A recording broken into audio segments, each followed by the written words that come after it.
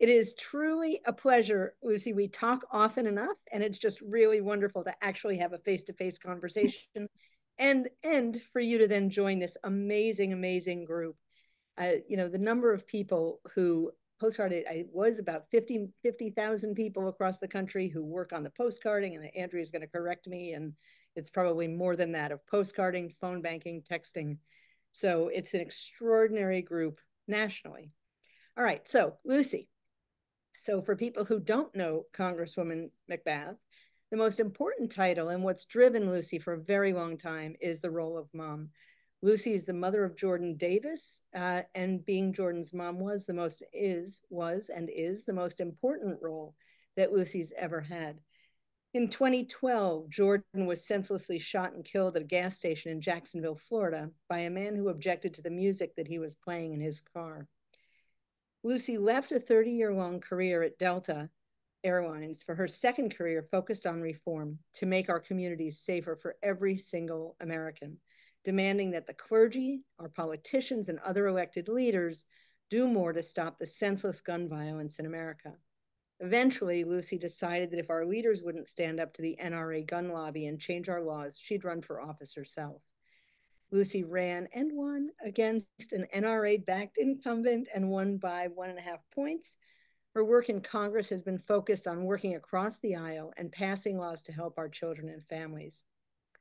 I'm a proud supporter and proud to have you. And Lucy is proud to have worked on a number of numerous pieces of legislation that have been passed through the House, including universal background checks for all gun sales and red flag laws to limit access to firearms for those who are potentially dangerous. Lucy's also sponsored legislation to protect our veterans that was signed into law. And I could go on forever singing your praises, but I'm just going to let you take it away. Thank you again for joining us. It's a real pleasure and an honor. Well, thank you so much, Carol, and thank you so much, Andrea, and thank you so much to the Center for Common Ground for spending some time with me this evening. I really, really appreciate you. And I'm absolutely floored by the 18 million voters that you are going to be trying to really spend time with and encourage to make sure that they're getting out to exercise their sacred right to vote. Thank you. Thank you, thank you, thank you. That is a huge undertaking, but I'm pretty sure that you can handle the job. And thank you so much for keeping your mind on Georgia, y'all. I really, really appreciate that because we're really going to need the support. But I am Congresswoman Lucy McBath. I currently represent Georgia's 7th Congressional District. As I say, if you hang around long enough, I'll be representing you too, no matter where you are across the country, because I seem to keep getting gerrymandered. But anyway, I'll just tell you a little bit about my background. I was actually born and raised in Chicago, Illinois. I was raised by two healthcare professionals, I say by day. They were healthcare professionals. My mom was a registered nurse, taught nursing. My father was my cities or the suburbs of Chicago, the only Black dentist. But at night, though, they were civil rights leaders and workers. My father was Illinois branch president of the NAACP, served on its executive board for over 25 years. So I grew up in the civil rights era. I grew up in the marches and the rallies. At 3 years of age, I was a child at the original March on Washington. I was in the stroller as my dad was pushing me in the stroller. So fighting for civil and human rights, the work that I'm doing today in Washington, I think is just really within my DNA. But I went on to college, went to Virginia State University, did major in political science. I clerked for who was then the state senator, African-American state senator in the state of Virginia, Douglas Wilder, who became the first African-American governor of Virginia. So that is also in my roots as well. I went off to college, majored in political science, became a flight attendant for Delta Airlines, thought that I was going to be flying off into the sunset, retiring. But oftentimes God has different plans for us. And I just always believe that whatever God has for me, I just need to say yes. I wanted to be a mom. Being a mom was the most important job I thought I would ever have. I wanted to be the kind of mother that my mother was. She was an amazing mother, truly loving, giving. Every child in the neighborhood was at my house all the time, and my mom was always feeding them and carting them to the pool and, just taking them everywhere that we were able to go. And I wanted to have a child, and I wanted to be the same kind of mother that my mom was. I was raising my son, Jordan. As I said, I thought that was the most wonderful job. It's the hardest job you'll ever love, raising children, but I was really dedicated to being a mother. In 2002, I was diagnosed with breast cancer. And so at that time, Jordan was too small to understand because I was a single mom by then. He was too small to understand that mom was sick. But in 2010, I was re-diagnosed again with breast cancer. And as being a single mom, I began to see that Jordan was really feeling very anxious and very upset, very concerned about my health and what was going to happen to him. As he would say, "Mom, what happens to me if I die?" Well, I had done all the formal raising of my son, and my husband, my ex-husband at that time, was really involved in Jordan's life. But because I'd done all the formal raising, we kind of determined that it was best for Jordan to go live with his father in Jacksonville, Florida, while I continue my treatments, and that his father would make a man out of him. Jordan would finish high school and then come back to Georgia. But Jordan never made it back. The day after Thanksgiving, November 23rd, 2012, my son and his friends, they were simply going shopping. Black Friday, one mall to the next. In 3.5 minutes, they stopped in a convenience store gas station to get some chewing gum because my son Jordan said, "If we're going to pick up girls at the mall, we got to have fresh breath." In that 3.5 minutes, a man named Michael Dunn pulls up next to them, parks next to them, starts a verbal altercation with the boys, calling them gangbangers and thugs, telling them, "Turn down your thug music. I can't hear myself think." Now, mind you, just months before, Trayvon Martin had been murdered in Florida. And so this man was claiming stand your ground. He took his 9mm Glock out of his glove box, took a shooter's stance, and shot 10 rounds into their car. And then he and his girlfriend simply drove away, went back to their hotel. As my son lay dying, he was hit by 3 of those 10 bullets. Lay dying in the back seat of his friend's car. Michael Dunn and his girlfriend drove back to their hotel. They parked the car behind the hotel so that no one would see the license plate. They walked their puppy Charlie. They had a couple of stiff drinks, and then they simply went to bed. It was the next day when they found out that a black male, young male, had been killed at the convenience store gas station. They got in their car. They drove back 170 miles back to Satellite Beach, Florida. And it took us 2.5 years in court to get convictions. But now Michael Dunn sits in prison for life for the first-degree murder of my son Jordan, plus an additional 90 years, 30 years for each of the attempted murders on the other boys in the car. And people said to us, you should be happy, you should be excited that Jordan and the boys got vindication. But I was very, very angry and very hurt because I felt like these murders were happening all over the country. And I felt like my son didn't deserve to die. And so many young black males and so many people across the country were still dying. No one knew their names. Their cases were not national cases. No one knew them outside of their communities, and something had to stop. And so I decided to run for Congress. I was upset, really, really upset after Parkland. Those children were the same age as Jordan. When those children were murdered, I kept waiting for our federal legislators to do something. They did nothing.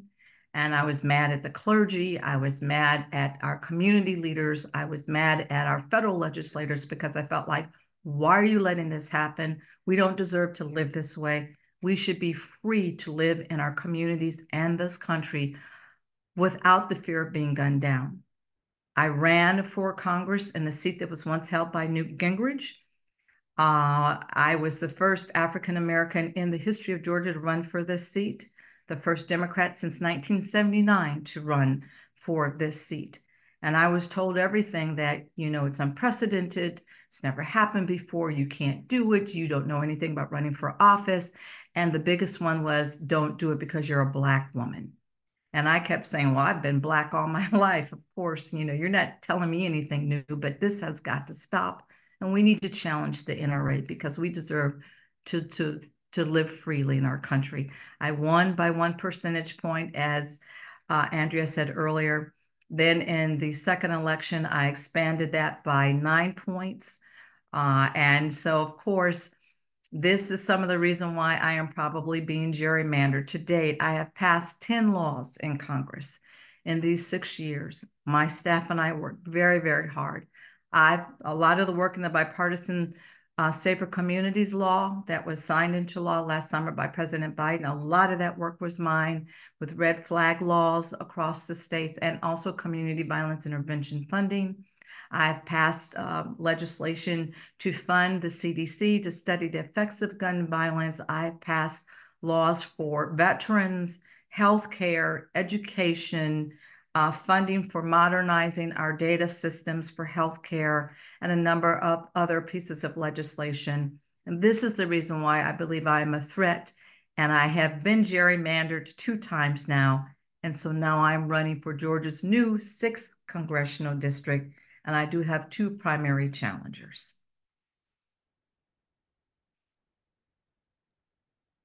Wow. Thank you for that, Congresswoman. Every time I hear that story about your son, and I didn't know him, as a mother, it just breaks my heart because I have a son as well.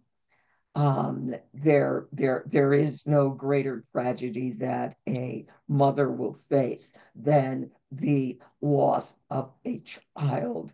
And it must be maddening when it is so senseless and just ridiculous violence. I put a note in the chat and said, gun violence is a plague in America.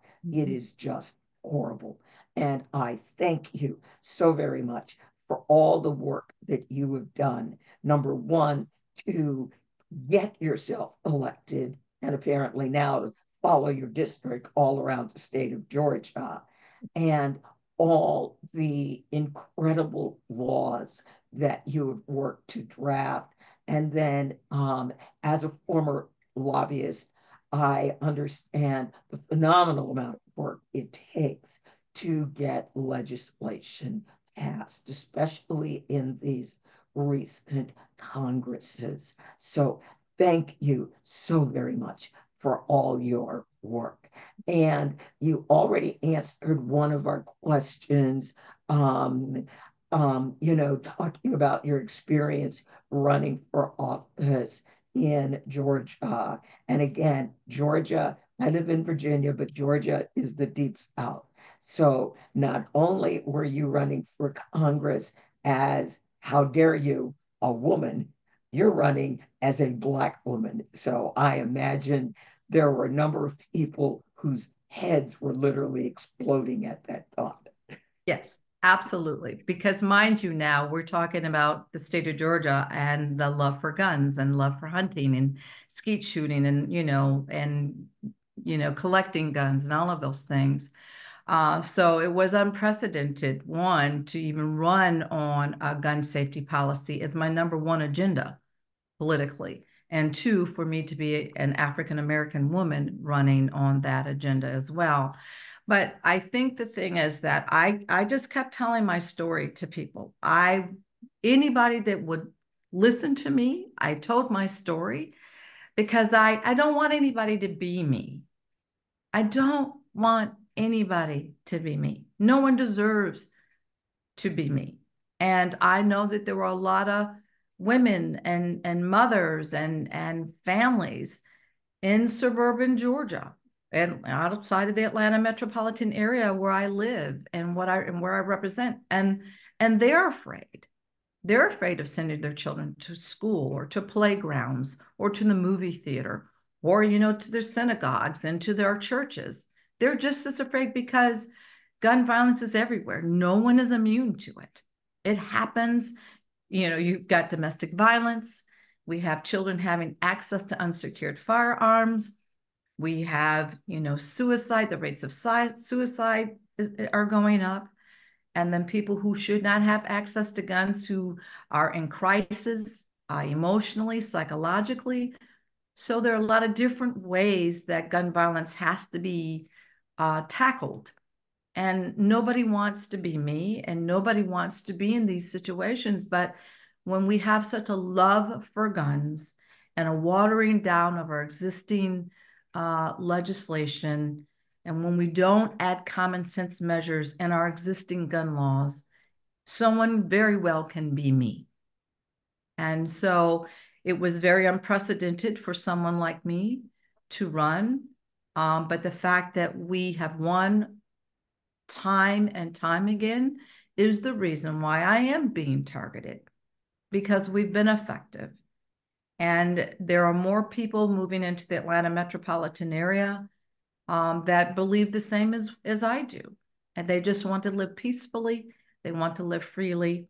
They want their families to live freely. And they don't want to have to be afraid of gun violence.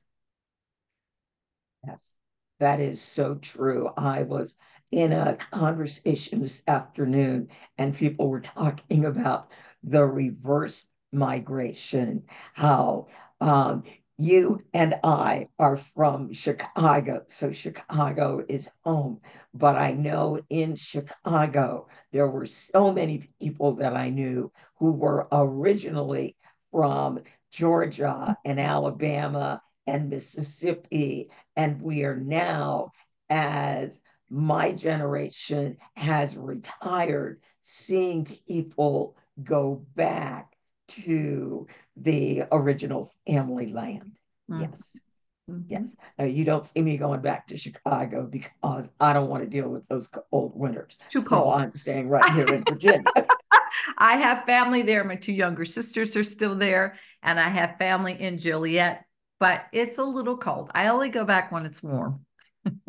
Right, yes. Summer, but again, in Chicago, summer can be unbearably hot. It can be very So hot. the perfect time to be in Chicago, May, early May, For September. and late October. Perfect Yeah, time to be in yeah. Chicago. Not too hot and it's not cold yet. And Stephen Spitz is sitting there going, "You have blasphemed. You have spoken against the great city of Chicago." All right, all right. Oh, EC has a question. All righty. What can we do to get our leaders to understand that we need financial assistance to help get the Black vote out in the Southeast?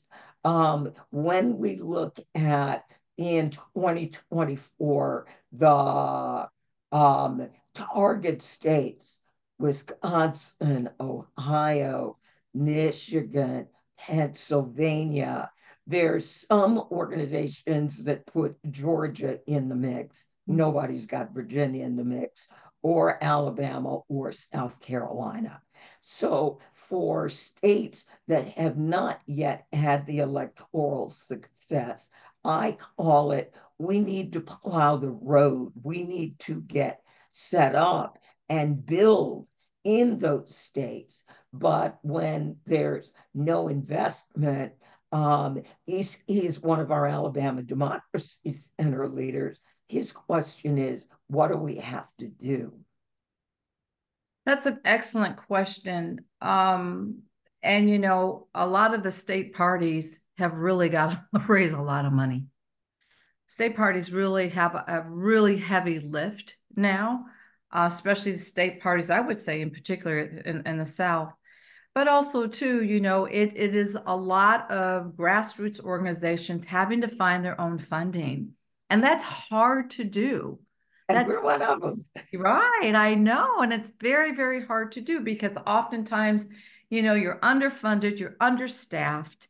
And like even with gun violence, that's the reason why I work so hard to get that kind of funding, because I recognize, all the people that are on the ground doing all the work don't have the financial resources, to get it done. So it is a lot of trying to find funding. It is a lot of trying to get the state parties to help execute ways that you can be successful. it is a lot of just a lot of your own sweat equity trying to raise the funds, and people volunteering and people giving up their own time, talent, and resources. That's a lot of, what happens all the time. I wish there were more I wish there were federal grants that you could apply for. I wish you could do that. But of course, until we do things such as like HR1, where we're actually be able to change the way campaigns are run, the way we're able to change financing of campaigns and work on the ground. Until we're able to change that, this is what we're faced with. And so we'll continue, when we are in the majority, we'll continue to work as hard as we can to break down those barriers so that, our politics is a little more balanced, and that organizations will have the ability to be able to really spend a lot more time and effort using resources instead of finding resources to do the really good work that you do on the ground. Because honestly, to tell you the truth, all the work that have been done on the ground in Georgia by organizations like yours, people like you, I wouldn't be in office. Senator Warnock wouldn't be in office. Senator Ossoff wouldn't be in office. We wouldn't be there. We wouldn't be there without your help and all the organizing. Only thing I would say is I would really hope that all of the organizations like yourselves all across this country, everything that you're doing, collaborate with all the other organizations. Sometimes what I see, what I hear is that there's a lot of good work going on, but everybody's operating in silos. We can't win that way. We don't do that in Georgia. In Georgia, we are a part of Georgia Team Unity. So that's Center for Common Ground, Communities United for Justice, Georgia for the People's Agenda, Black Voters Matter, Thank you. a number of NAACP branches and other groups all coming together and working together so that we don't duplicate effort. And I love what Ray McClendon said. And the Divine Nine, so that we are not all in different corners of the same Walmart parking lot trying to register voters. So we figure out who's going to be doing where, who's going to be where doing what. We have a number of different activities that we do. We are a tech house, so we are loaded with technology. So we bring that technology, and we love to train local folks if they're interested in how to use it for canvassing. We have web-based phone banking, so we do all those different things. So you're powerhouse. So very important to us. You helped us win in Georgia. Thank you. Take the credit. Take the credit. You helped us. I will. Oh, I've got a question in the chat. Is the new 6th district majority minority? Well, the decision that was made by the court, and I'm not sure how much there was over a 500 plus page decision by the judge that there were enough minority voters within the Atlanta metropolitan suburbs that it warranted creating an additional majority minority African American district. Now that was his decision. The GOP legislature in Georgia went to work. They did not create an additional 6th Democratic district. They just cracked and packed the existing districts that we had, pulled those minority voters out of those districts, and put them already in the existing 6th district. So there are 5 Democratic seats that we have, federal seats in Georgia. We still have just 5, even though the judge's decision was like, you need to create a 6th. But when it came down to it, he didn't even support his own decision. Right. So at this moment right now, the new 6th is 71% Democratic and Democratic voters and 51% African American. But it's just there's still 5 Democratic districts. Right. That's to say all of the Democratic members in Georgia are all African American. Yes. So that now, gets there interesting. it is. Yeah. Right. So now there aren't any more any competitive races. Right. Competitive districts. Right. Because the Right. 5 Democrats, they're just strictly Democrat and African American or diverse. And then the other Republican districts, 85% of those voters are Republican in those other districts. So that's where we are. All right. And then I know one of the challenges that voters are facing right now. Um, I have not checked this week, but I know as of last week, um, if you went to the My Voter page on the Georgia Secretary of State's website and you put in your address, there was a very high probability that if you were African American, you were part of that. Let's shuffle everybody around into different districts. As you said, they didn't create an additional district, they just created different districts. Exactly. Well, as of last week, if you went to the My Voter page, put in your address, it probably was still showing you in your old district.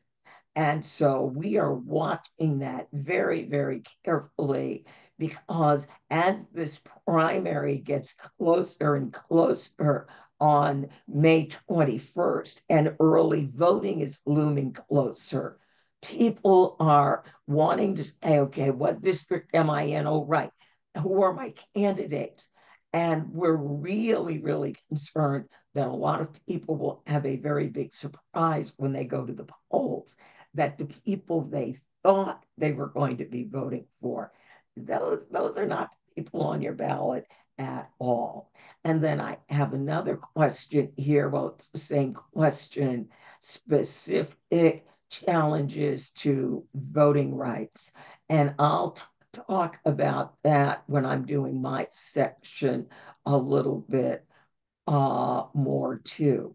We do know that in Georgia, you have, and I'm going to call them vigilantes, there's no other way to put it, that are literally going around to county boards of elections and they are challenging people's voter registrations. And they are managing to get voter registrations thrown out. So, in effect, they disenfranchise people. Georgia does not have same day voter registration. So, one of the things that we will be doing in a lot of our messaging, or basically all of our messaging, is we are urging people to be vigilant and constantly verify that your voter registration is still active because when they are getting people thrown off the voter rolls, most of the time there is no notification. Hey, we've disenfranchised you. Is that okay? You are just going to get a very rude surprise when you vote. Congresswoman, it has been fabulous. It is now time for me to show people where we're going to be working, what we're going to be doing, and I'm really going to give them a chance to see the success that we've had in North Carolina and Texas, 2 states where we're going back, where we saw something of a major change when we didn't work there in 2022 and it sort of went the wrong way. So we're going back. Well, thank you. And I understand, and I heard, just through the grapevine, there's going to be a lot of financial investment in North Carolina. Yes. That's what I've heard, and there was in 2022, but they gave it to small local groups who didn't have experience running statewide campaigns. So their outreach, well intentioned, wasn't big enough. We're used to big campaigns where we're going, all right, we're targeting 18 million voters. This is what it's going to look like. Right. Well, I just can't thank you enough. I really, really cannot thank you enough, because what you said is absolutely the truth. I've talked to so many people who are so confused about what district they now belong in, who is going to be on their ballot, who currently, is their representative. Did they think that, okay, it's changed overnight now and that, the person who was the representative last week is not? I mean, there's a lot of confusion. So thank you for helping to just really show people, the way, basically, to help them clarify what their access to the ballot box means, what it looks like. And, as a daughter of the civil rights leaders, I was raised with the idea that no American should ever be denied or discouraged from exercising their voice. And so you are doing that for them. And I can't thank you enough, because it is truly going to matter here in Georgia. All right. Thank you so very, very much. Thank you for Thank all you. that you have done, are doing, and will do. Thank you. Take care. Good All night. right. Bye-bye. Bye-bye. All right. Let's take a look at what we have done in the past and what we are going to need to do. All right. As I mentioned, we will be heading back to the great state of North Carolina. North Carolina has 1.5 million Black voters. That's 21.16% of their population. And this map that you're seeing is showing you the disbursement of Black voters. So you can see Charlotte, Durham, Raleigh, Fayetteville. Now, one of the other things I worked on earlier this week was I compared turnout of Black voters. Mecklenburg is the county in North Carolina with the largest number of Black registered voters. That population is 239,750. We worked in North Carolina only in 2020. We were not there before 2020, and we did not work there in 2022. Our partner, Reverend T. Anthony Spearman, was assassinated, and he was not there to work beside us and to guide us. In 2020, when we did have Dr. Spearman with us, turnout was 163,000 Black voters in Mecklenburg County. We postcarded every Black voter twice. All 1.2 million was the population in 2020, with Pledge to Vote and GOTV. There was also phone banking and there was text banking. In 2024, we intend to do the same thing because 67% of the Black voters in that county showed up to vote. When we look at 2016, the previous presidential year, 53% showed up to vote. I want to hit that 67% number, and I would like to do better. And the campaign that we're starting down in Mecklenburg right now, we're calling it, after Dr. Spearman's campaign, Pledge to Vote and Do More.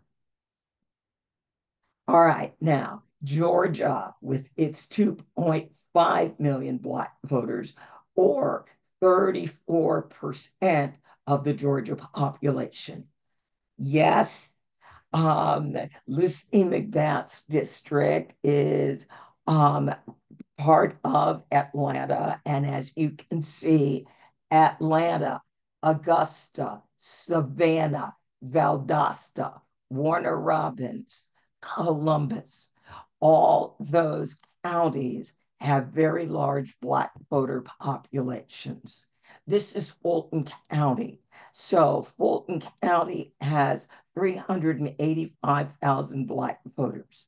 Now, our partners, the Ray McClendon, when he was with the NAACP, Fair Fight, Georgia, there were already groups on the ground in Georgia doing really, really good work.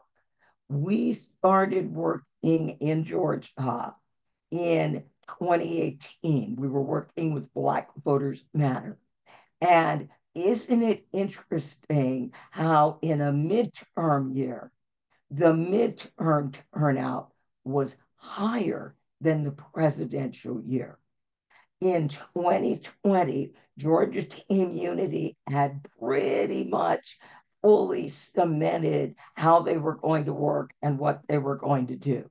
So 196,000 Black voters turned out, or 51% of the registered Black voters.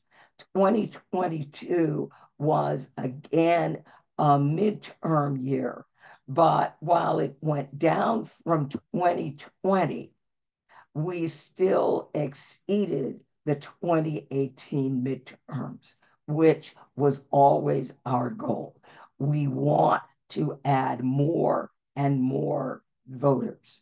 We do primary elections so that we can help get voters into the habit of voting. And what we learned is if we can get voters to vote in a primary, 80% of them will come back for the general. So that is why we do primaries. I'm going to show you this very, very quickly so you can see where and why we're going to modify our focus a little bit this year. We win races, and this is true in basically every state, with the 35 to 55-year-old voters. So this is a federal election year. Our 55 plus, Medicare, Social Security, the price of prescription drugs. We know those three issues are going to be right there. Where we really want to see these numbers go up, and there are colleges in Fulton County, is we really want to see these numbers go up in the 18 to 35 range, or especially the 18 to 24. And we believe one of their main issues is understanding of what their voting options are when they are on a college campus. And then we also remember from the movie that we saw, in many instances, even when students try to vote, their votes aren't counted in Georgia for a variety of reasons. So we are going to be looking very hard at what we can do to re-enfranchise our students at the college level and the high school level. Now, the great state of Texas. Texas has nearly 15 million voters. 1.3 million are Black, or 7.8% of their population. And most of our voters are in Dallas, Houston, Austin, and San Antonio. So again, when we look at turnout, we only worked in Texas in 2020.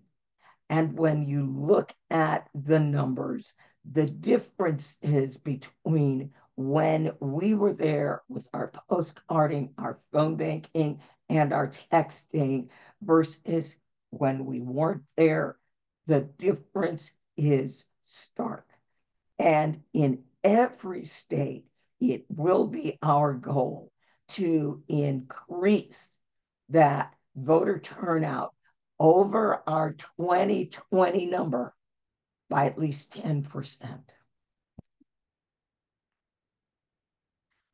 Virginia, we're always in Virginia, I know. Virginia, only 865,000 Black voters, 15.13%.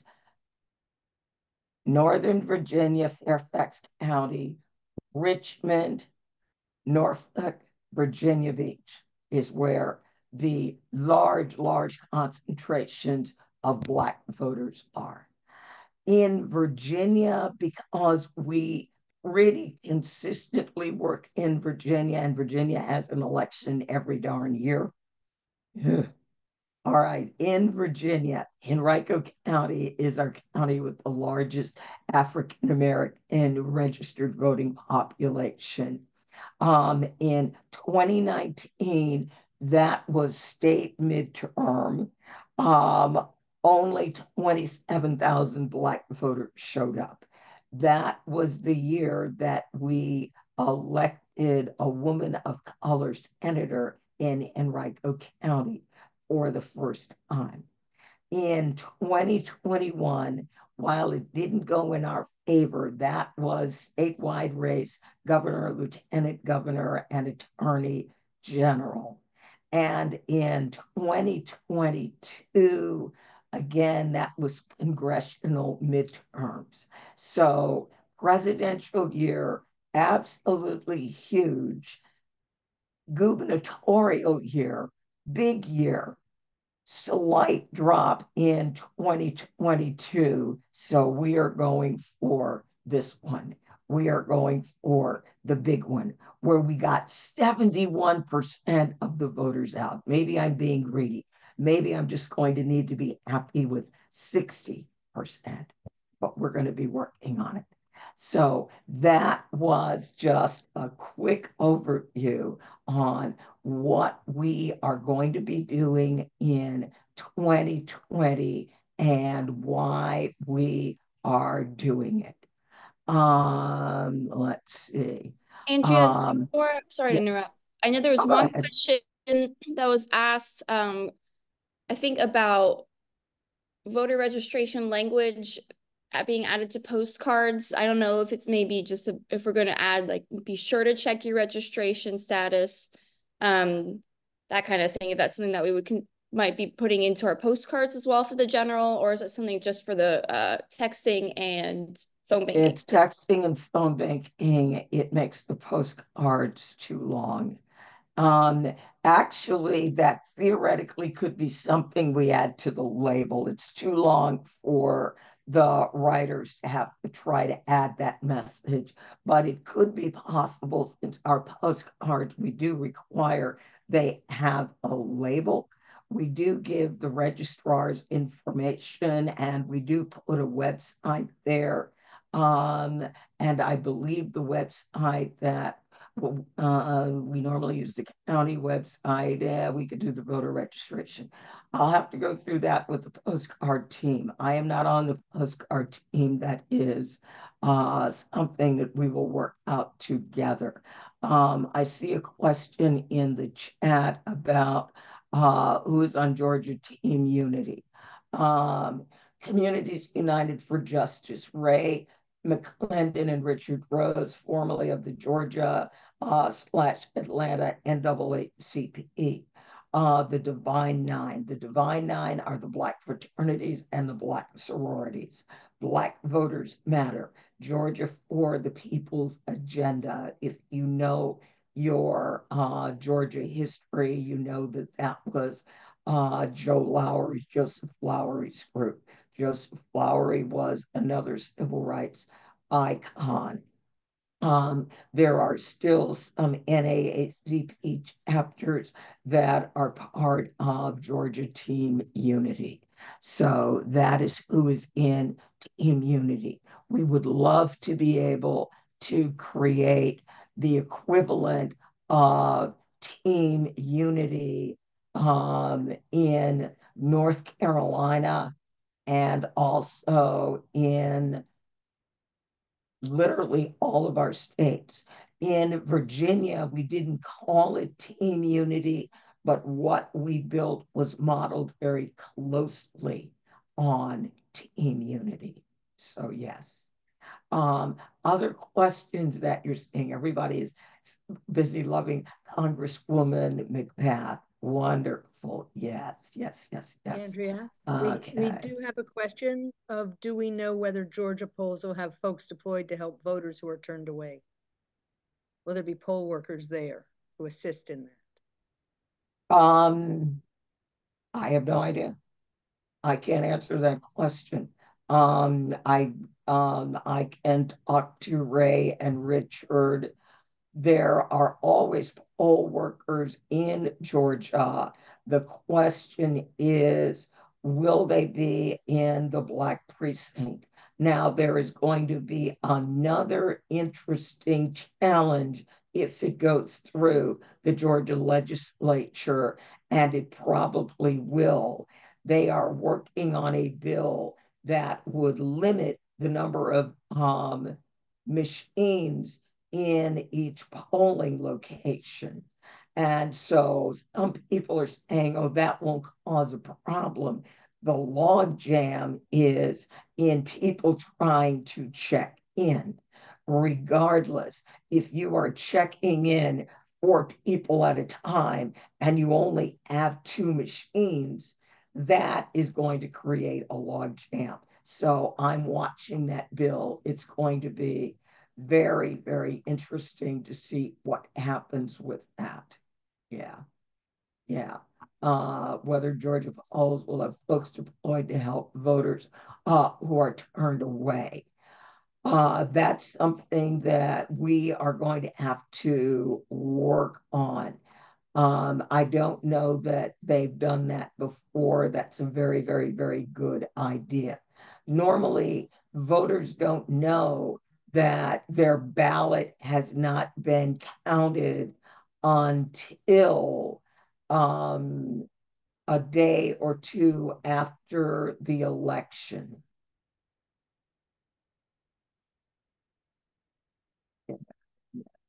Yeah.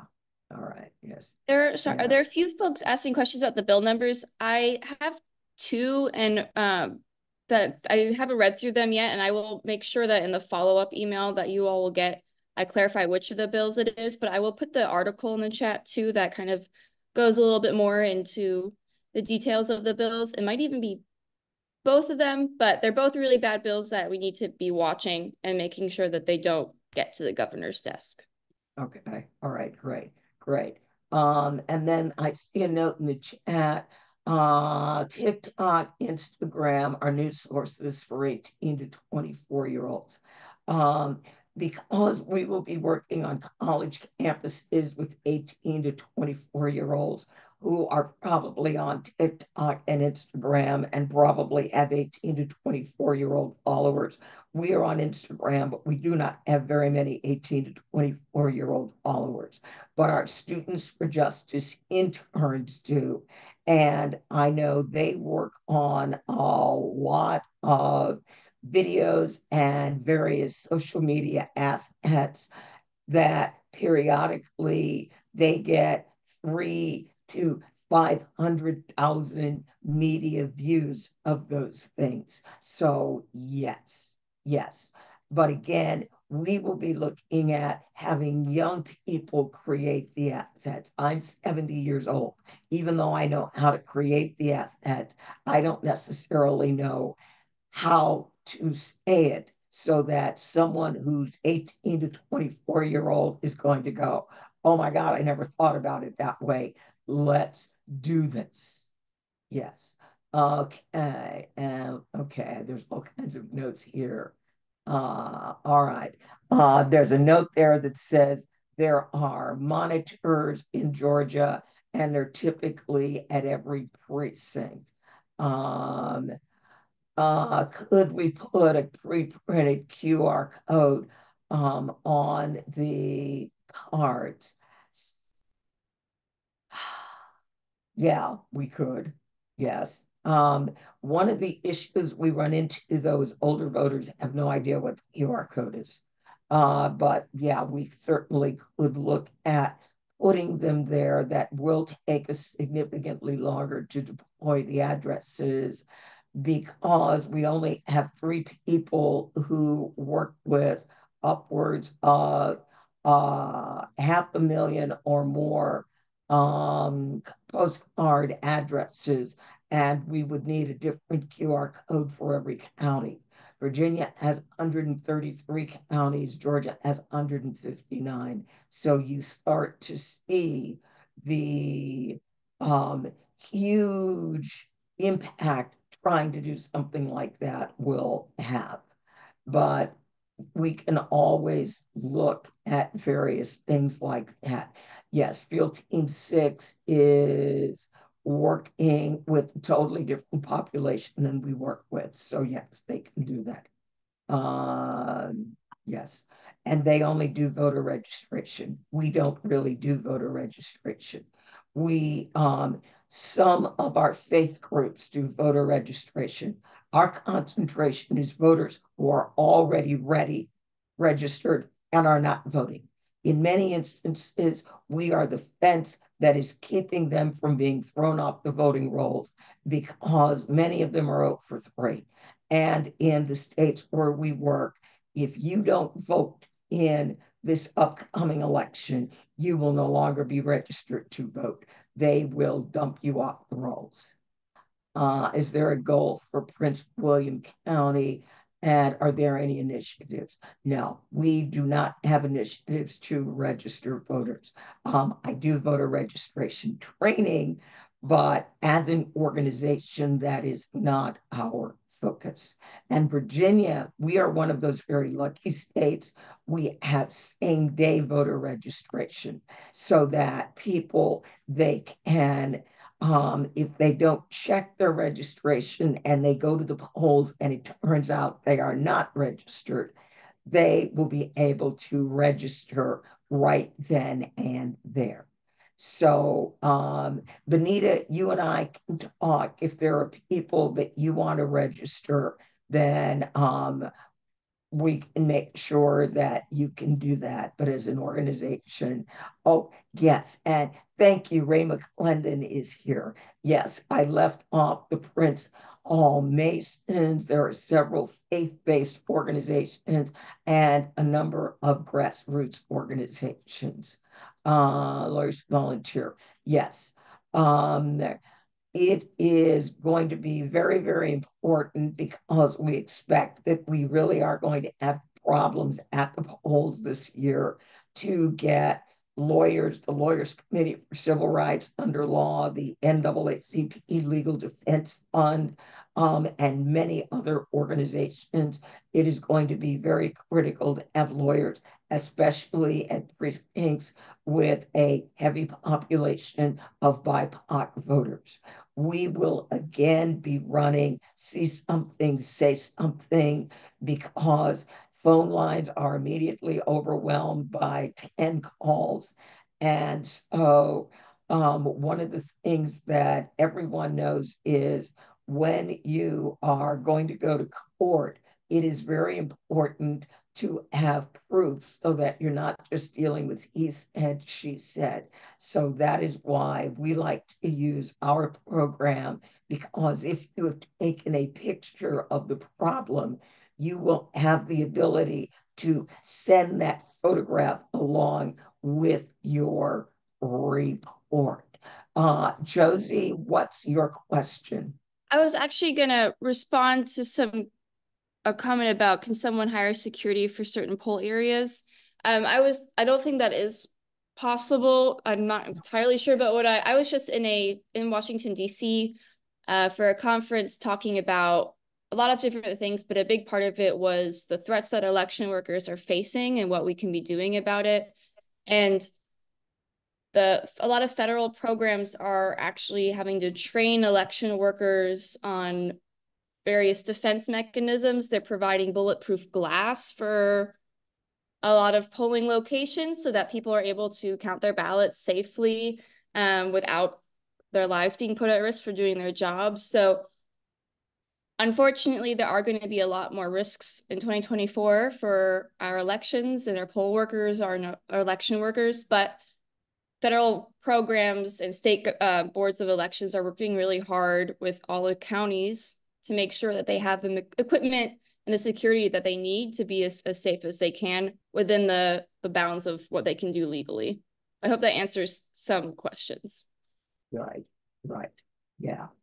Yeah, that is really, really true. We actually, is Tina here? Tina is here. Um, you can volunteer with Center for Common Ground. You can also volunteer with the Lawyers Committee. We may actually do a big push and recruit attorneys. We're all trained to use something, say something. There are going to be a lot of attorneys out at the polls that are watching. So no matter how many we recruit, normally polls open 7 to 7. We want to be able to have people there in shifts. So yes, and Democracy North Carolina, yes. They run voter protection. Again, the problem with the phone number is you cannot give them a picture. Our information goes directly into a database where everything is categorized, it is counted, and we have the database for multiple years where we can compare what happened in one year to what happened in another. They do not have that ability to do that when all they're doing is they have people on answering the phone. Also, the people that are answering the phone, normally their election background maybe 2 or 3 weeks, not years. So we like to get photograph, have the description, and then put it on a map so we can analyze, are we seeing a certain type of problem in only one place? Is it everywhere? What is going on? It gives us that ability to immediately visualize what is happening in this election. You cannot do that with a phone call. So, wow, this was fun. This was fun. Yes, they have attorneys on the phone. I've spoken to a number of their attorneys on the phone. I am not an attorney, but I know the election laws of all the states where I work. I frequently had to correct their attorneys. Again, they are not election attorneys. They do not live every moment of their life with what are the rules of voting in 7 different states. There is a difference. And we could be very interested with student attorneys. Yes, yes. Again, people who have a solid understanding of the law and who understand when you see a problem and you are gathering evidence, what to do. So it has been wonderful spending time with you tonight. I know I was deeply touched by how much Congresswoman McBath let us in through her personal story. And hopefully people are getting to see how we are really working to make sure that the success we had in 2020 is even more in 2024. We ran a series in 2020 that we called Voting in Troubled Times, to talk about troubled times. Now, I am going to invite the people on this call to see our brand new donation platform. I literally added it to the website right before this meeting. If you want to donate, great. If you just want to look at it, it is beautiful. So thank you so very much for joining us tonight. I know I had a good time. I learned something. I hope you did. Take care and have a wonderful, wonderful